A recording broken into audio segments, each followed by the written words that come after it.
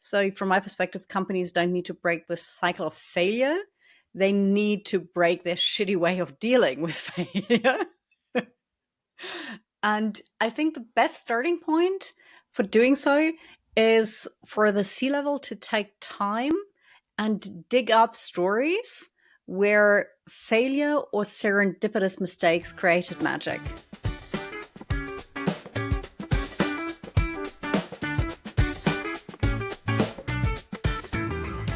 Welcome to Cultures from Hell. This is the podcast where we dive into the often uncomfortable truth of organizational culture. I'm your host, Lars, and today we are tackling a subject every business encounters, but few master. Failure, especially how can companies break the cycle of repeated mistakes and generally turn those painful moments into powerful opportunities for growth. It's about shifting from a culture of blame to one of learning.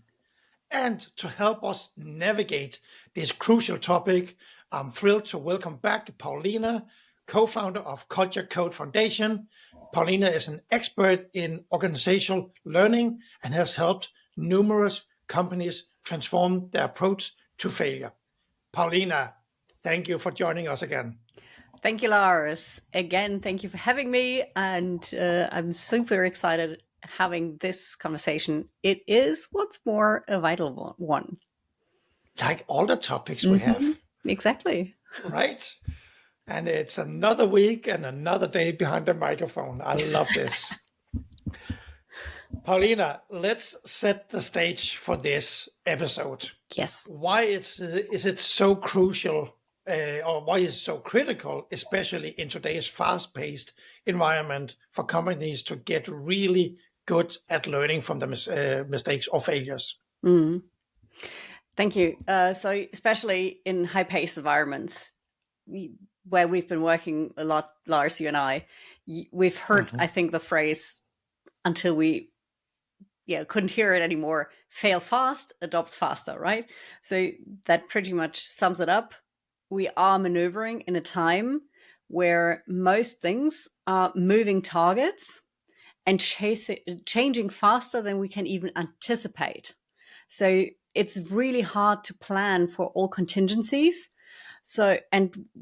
Or especially wait for certainty. Because if we do that, if we wait for certainty in these rapidly changing times, we will get stuck as a company. And so companies are basically forced to take risks and move really fast to see whether taking these risks will pan out or not. And at the same time, obviously, you want to reduce the fail rate and increase success rate. And you can only do that in this time of uncertainty if you learn from your mistakes and not repeat the same mistakes in the future. And that is why it's so crucial. And like you say, we both have a lot of experience from very fast moving company, especially in the tech industry or in the SaaS, software as a service industry. It goes so fast sometimes. Like this. Yeah. Yes. Yeah, you make a plan in the morning, and then some regulatory change comes along in the afternoon, and the plan from the morning is gone already. So, yeah, can be. Or you learn that you're like, if you're really early stage, like you come in the morning, and then by noon you have completely turned the whole product around, and you're approaching new ICP and so on. That can happen. I've tried Absolutely. it. Okay, so many companies, they talk about learning from failure, but what does that actually look like in practice? Can you kind of paint a picture of a company that does this well versus one that struggles? Yes. So I will focus on the positive side here. So I'll paint the picture more on a company that actually does this really well. So the first thing that you will see in companies that are really good at learning from failure is that they actually embrace failure culture. And that means that they turn mistakes into stories and into learning opportunities. And one way they can do this, for example, is using after action reviews, which is actually something that was, I'm not sure if it's been invented by them, but it's been used far and wide by the Navy SEALs. And it is really, really easy to adopt into every company. It is basically a 15-minute meeting after any project or important meeting, or after you close a big deal or something like that.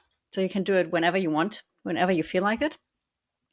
And the owner of the task or the project will be responsible for organizing it, and use a very simple structure where everyone who has been involved in the project or deal or whatever discusses what was expected when we started this project, what went well, what didn't go well, and what can we do better next time.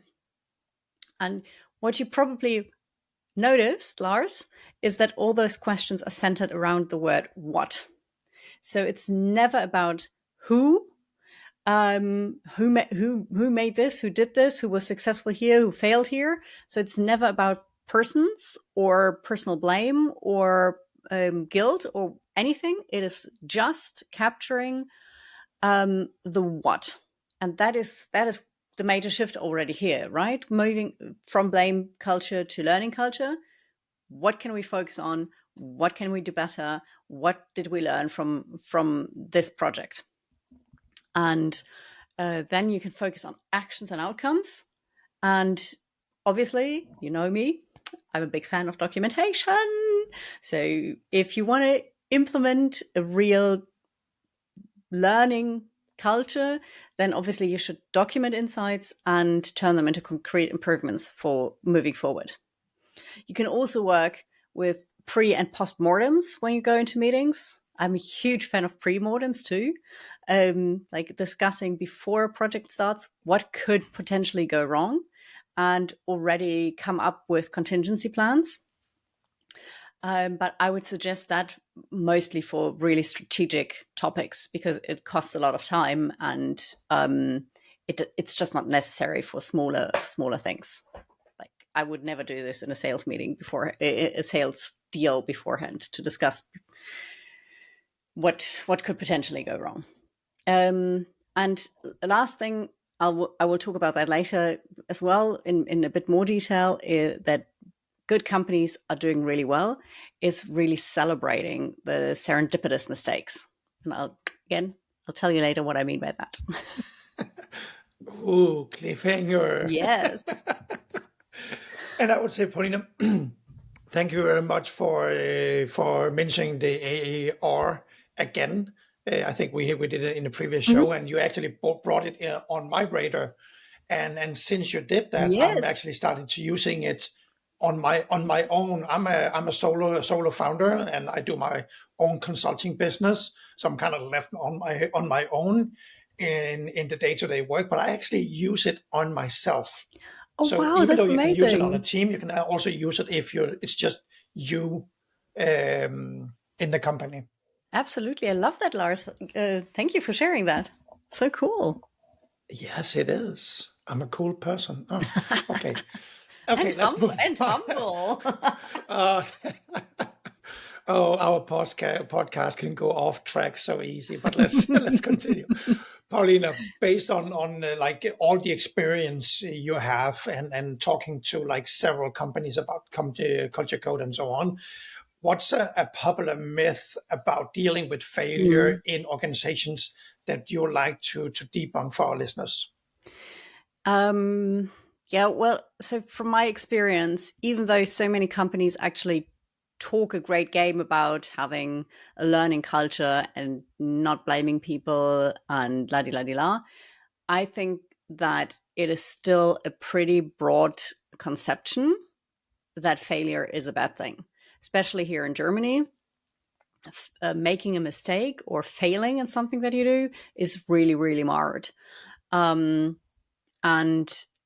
I see, especially in high-paced environments, that people that make mistakes, they're getting fired or demoted, etc. And that clearly sends a different message to all the mouth promises about failure is not being seen as bad. So let me be really, really, really clear here. Blame culture, making people responsible. I mean, holding people. Yes, do hold your people accountable. I'm never against accountability, but stay away from blame culture. Stay away from assessing the who in mistakes or failures, because if you don't do that, you're on a surefire way to stifle innovation. And if you stifle innovation in these days, ding ding, you're gone. It's gonna kill your company over the long run. 100%. I so much agree with you. In your experience, what's the biggest fear or hesitation leaders can have when it comes to addressing failures openly with their teams? I honestly think that many leaders simply don't have enough training to hold this kind of difficult conversations. It's not fun to have those kind of conversations, for sure, especially if you don't do them regularly. And let's hope that nobody has to do them regularly. So many leaders might be afraid of either hurting their people with their critique, or they simply want to avoid the tension because they think the tension is going to harm the team or the outcomes, or people might call in sick or whatnot. And I've seen that if you shift in your own brain, in your own mind, how you see those kind of conversations, that can actually already make them so much easier. If you frame these conversations both in your mind and when you do have the conversation with the person that you're talking with, as a tool of fairness and loyalty and growth for your team, that puts you on a completely different path, because you're now reaching out a hand to help your team grow and learn and not get lost in the dark wood on their own, but actually having a guiding light. And that's how I view the difficult conversations. They are absolutely necessary as a leader. You have to have the difficult conversations and view them as a guiding light to bring your team back on the right path, and not as something to bash them with. And I think I think we've said that a lot of times on the show here when we're talking about these examples and your advice is like I think we've all been there, like having those leaders that kind of just take a sledgehammer and just start knocking you on the head, right? Yeah. Because you made a mistake. And then for me, it's like I see myself as a very experienced guy in so many aspects of life. But that experience comes from making mistakes. I've made my Exactly. mistakes in life. Exactly. I mean, making mistakes is so human, and we all do it. And if you never make mistakes, it means you're never growing. So then you might stay in your comfort zone, but you definitely will not evolve. And so, as a leader, if you can change that frame in your own brain, because if you're afraid of holding those difficult conversations, then either, as I said, you don't have the training to have those difficult conversations, or you still view mistakes as a bad thing. And in both situations, you have to change your own mind first. You have to view mistakes, both, and every mistake that your team makes, it's not only a growing opportunity for them, for the team, people on your team, but it's also a growing opportunity for you. So, and if you view it like that, and if you phrase it like that, and live it like that, then you can unlock a completely new level of relationship as well with your team. Exactly. So the concept of a growth mindset comes up a lot when discussing Yes. learning and resilience. How do you define a growth mindset within a corporate culture, and why is it a cornerstone for turning failures into opportunities? So for me personally, a growth mindset is the willingness to learn something new about myself or my job every day. And I have implemented quite frequent routines into my own daily life or weekly calendar to make sure that I can approach this correctly. So I've either blocked time in my calendar for learning slots where I will read something new or attend a webinar, or simply reflect on my own actions and achievements. Like you do with the ARR for yourself, I actually have a template set up in Notion for myself with a couple of reflective questions that I ask myself every evening, and a bigger questionnaire that I ask myself every Friday evening, just to be in this mindset of, okay, what went well, what could I've done differently, what am I proud of, what am I not so proud of, etc., etc. And another thing that I do in terms of growth is I have AI challenge my prompting while I use AI, so that the AI actually teaches me how to improve my AI game. So, and since I use AI every day, there is something new I'm learning every single day.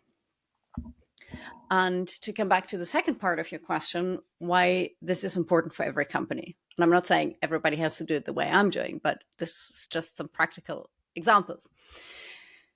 So if you're a company, especially since we do live in these extremely high-paced and volatile times, if your employees don't continue to adapt to new skills and situations, they will easily feel like they are falling behind.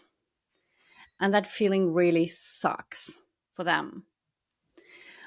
And because once you as a person hit the spot, you will become frustrated and you will become anxious, and that will not help you deliver to the best of your ability. And that will then make you feel more frustrated, etc., etc. So that's the personal perspective, right? And for the company, if your people are frustrated and don't deliver to the best of their ability, I think it's pretty clear that you don't get the best out of them that you could. And at the same time, most companies that I know don't actively make space for their people to grow and outsource, to grow. And thereby they outsource the pressure to grow and learn new things to the time where their employees are actually supposed to unwind and recharge and spend time with families and friends. That combination of I'm expecting you to grow, but I don't give you the time to grow within your work time will definitely lead to burnout and therefore destroy any competitive edge and great innovative ideas for companies. And that's what leads me to my advice for companies. Make sure that the operational work can't constantly overpower your people. Schedule specific learning slots in your team's calendars, offer trainings, mentoring, give them space to be innovative across teams, like hackathons, for example, and really make it part of your team's routine. And my tip for you as an individual, find small, consistent habits that you can personally implement to grow yourself. There is, I'm guessing a lot of people out there know him, James Clear. He's the author of Atomic Habits. And he clearly says, if you become just 1% better every single day, then you'll be 37.78% better by the end of the year. And that actually puts you ahead of most of the other people out there, because people usually don't work consistently on their own growth. Exactly. And that actually reminds me of a post I saw on LinkedIn today, which kind of resonates by that 1%. Yeah. Not in terms of growth, but it's kind of just to put in the same perspective, that it said that actually only 1% of everybody that's on LinkedIn is actually posting regularly on LinkedIn. Oh, wow. Yeah. So if you want to be ahead of the curve, like you're saying, learning 1% every day, if you want to be ahead of the curve on LinkedIn, just start posting. Don't overthink it. Don't come up with a grand plan. Just start doing something. And I think this is actually the same thing you're saying, like just start learning something. If it's AI, which everybody wants to learn these days, then turn to AI and say, hey, what can you learn me? And it will actually come up with a plan for you, right? Exactly. AI will give you a perfect learning plan. It will give you those sources. You can commit to just reading a new book every quarter. You can find so many webinars and learning slots that are also for free. There is so much you can do out there. And the best thing to start off with, from my perspective, because it's the easiest and the thing that we do the very least, is do the daily reflection of what you've done well and what you are not proud of. This is super, super basic, super easy to implement, will take you 5 to 10 minutes every day, but it will show you very clearly, if you're being honest to yourself. That's the main caveat here. If you're being honest to yourself, it will show you the things that you need to improve and that you can learn. That one I need to implement. I'm very good at learning new stuff, but like reflecting on it, not so good. I'm happy to share my my template. Yeah, but probably like I saw your calendar last week when we went offline, and I think that the big difference between you and I is how extremely organized you are, and how much I'm just a mess. But I seem to make it work anyway. So you can please share the template. But to be honest, I'm probably not going to use it. Fair enough. Okay. Oh my God, I'm getting too honest now. Okay, No, let's no, move but on. no, it's actually a really good point, Lars. Because again, I'm not saying everybody needs to do the things that I do or do them the way I do it. The most important thing is find something that works for you. Exactly. 100%. Let's get back on track. Yes. If a company wants to ensure that they fail at fostering a growth mindset, what are, let's say, 3 things they should absolutely do? And I Oh, hope you got like the caveat here that we're yes. turning it around. I'm loving the reverse psychology here.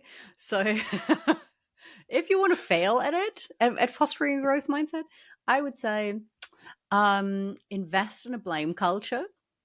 Make sure that your people are operationally completely overloaded, because that will push more people into burnout, and then the remaining people will be even more overloaded. So that's always a stellar approach. And lastly, just simply shut down any new ideas that come your way. That should do it. Perfectly. Best advice ever. Can you also share a let's call it a practical tip for leaders to start cultivating this mindset within their teams?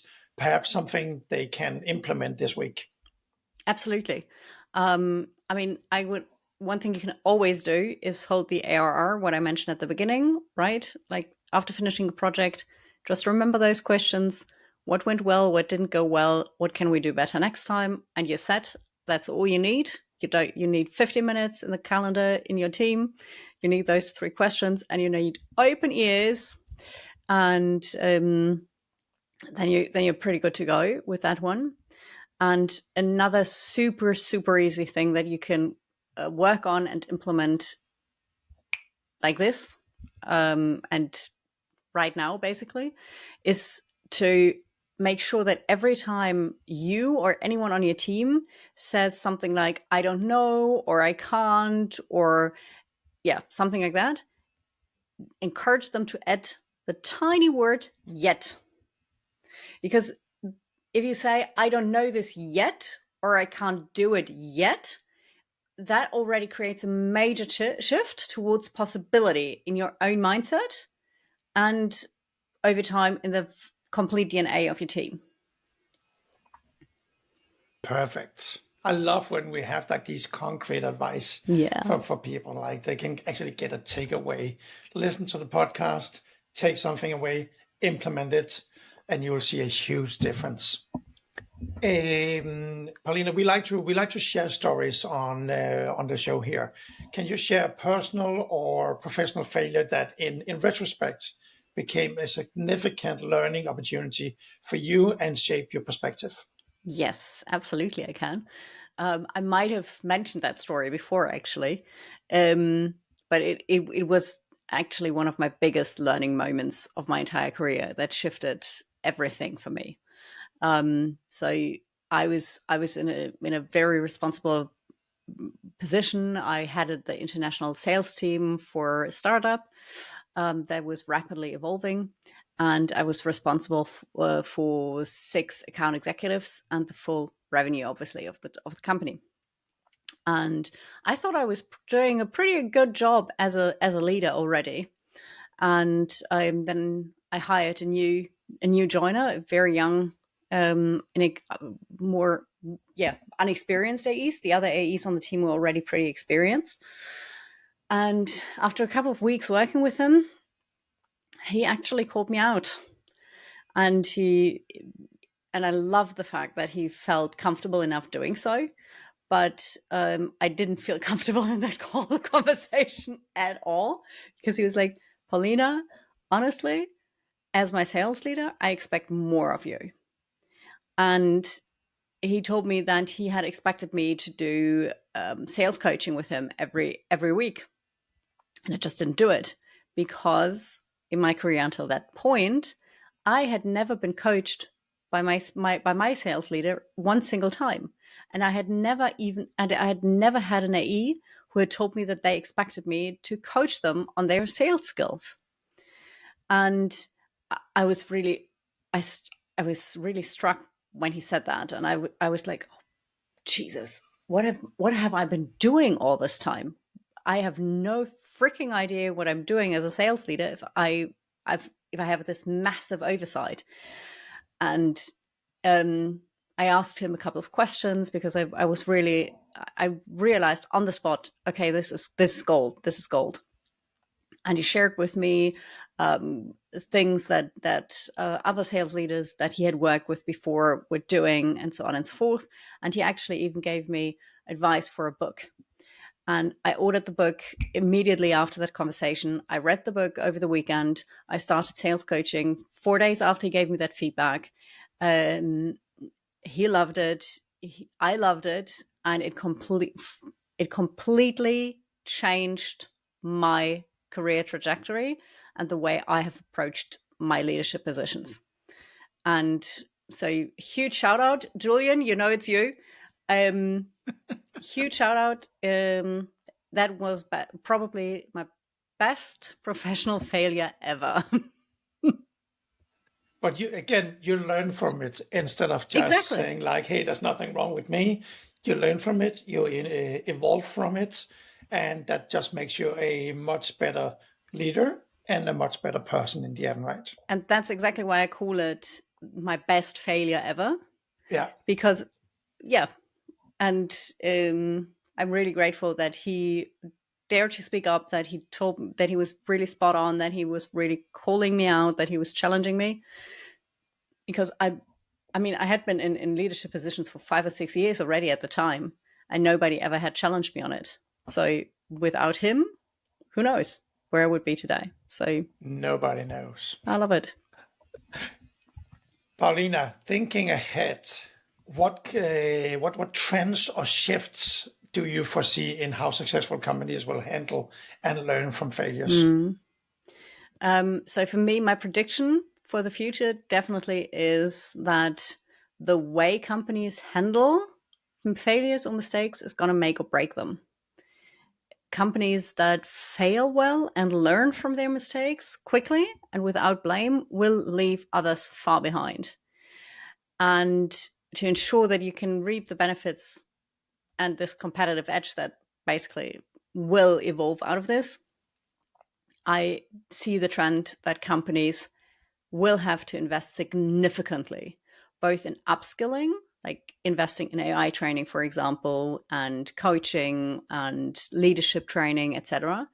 And at the same time, invest in mental health as well as psychological safety, because those two things, next to the technical skill, feeling safe and not being overwhelmed is just going to be the key to really unlock this power of a good failure culture.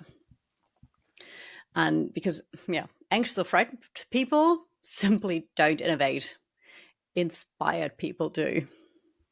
Exactly. And I love it. I love that last part there. It's yeah. I strive to um, inspire people when sometimes I do like public speakings on my startup journeys and talk to people about that. And I love it when people come up and say, "Hey, thank you very much for sharing.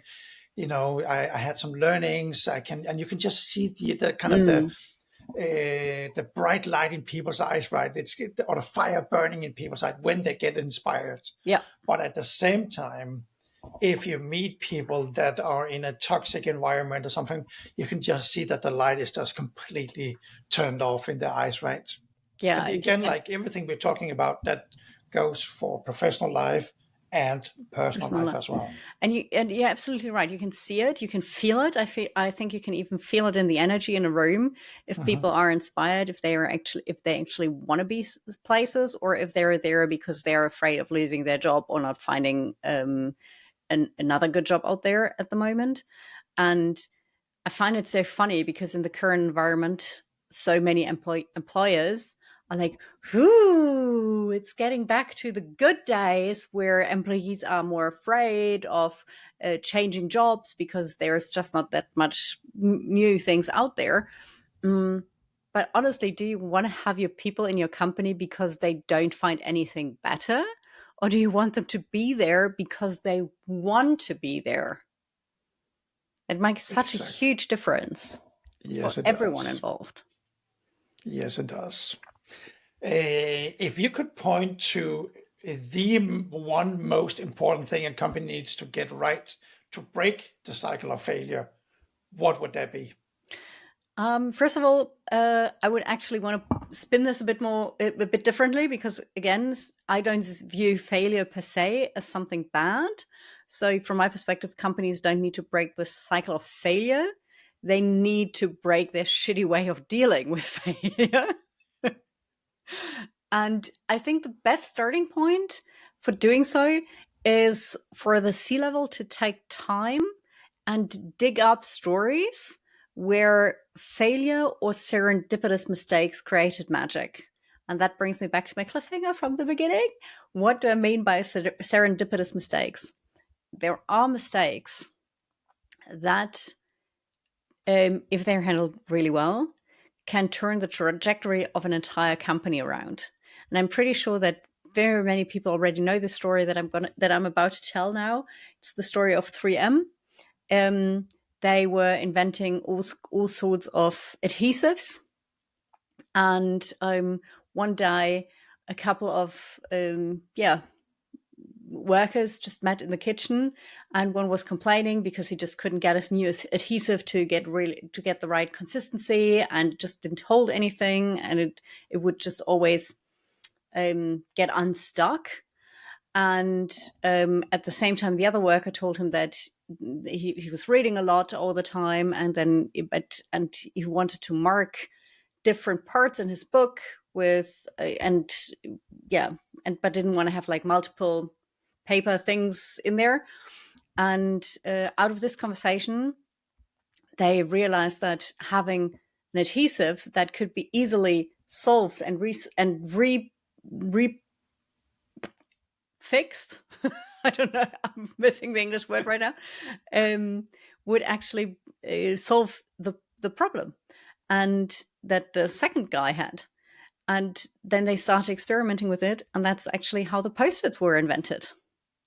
From this adhesive that one guy just couldn't get right, and a completely unrelated problem that somebody else had. And just by talking together and by they invented the product that made 3M a world-renowned company. So that's what I call a serendipitous mistake. And we all know Post-its. Yes. I would say even the younger generation know it because it's actually digitalized on most computers. So you can do Post-its on a computer as well, right? That's true. Yeah, that's left a mark on history. Okay, Paulina, last one. For any listeners who are leaders or aspiring leaders, what's one piece of advice you'll give them to start building a more resilient and learning oriented team today? Super, super good question. And my best advice that I have is remember that you are a role model to your team. So if you want to implement that kind of mindset in them, show them that you are. Tell them stories about your own routines that enable your growth. Share stories like where you've made mistakes and what you've learned of them. Share insights about your learnings and self-reflection. Share, perhaps if that works, for your team, the tools, the templates that you use. Just share. And then make sure that your team actually has time to pursue those rituals. And then they will adopt it. And over time, you can create a pocket of superpower within your company. Great advice. Paulina, as always, this has been incredibly insightful. We've talked about the critical nature of learning from failure, the power of a growth mindset, concrete strategies for organizational learning, and change management, and heard some, I would say, pretty compelling examples. And thank you very much for sharing that. You're more than welcome. Key takeaways for me, at least, and I hope everybody out there are listening, is like the importance of psychological safety, which I know for me is very important when I'm in a culture or in an organization. Leadership modeling vulnerability. It's such a hard word. Vulnerability. And structured debrief. Like I said, you've mentioned it before, and I implemented it towards myself, which I think it's really great. Paulina, if listeners want to learn more about your work, Culture Code Foundation, or connect with you, where can they find you? You can always find us online at culturecodefoundation.com. You can find us on LinkedIn. We have, with our company page. You can also find me personally on LinkedIn. You can find me on Instagram. And you can find this podcast also on YouTube. And as always, we will link up all the handles, not just mine, but Lars's as well, and all the links in the show notes. Exactly. Thank you so much, Paulina, for sharing your expertise on cultures from hell. And to our listeners, thank you for tuning in. We hope this gives you courage and the tools to start breaking those cycles and turning potential failures into your greatest opportunities. And don't forget to subscribe to Cultures from Hell, wherever you get your podcast fix. And join us next time as we explore another challenging aspects of organizational culture. Until then, make your culture count. Thank you, Lars, for having me. And thank you to all our listeners out there.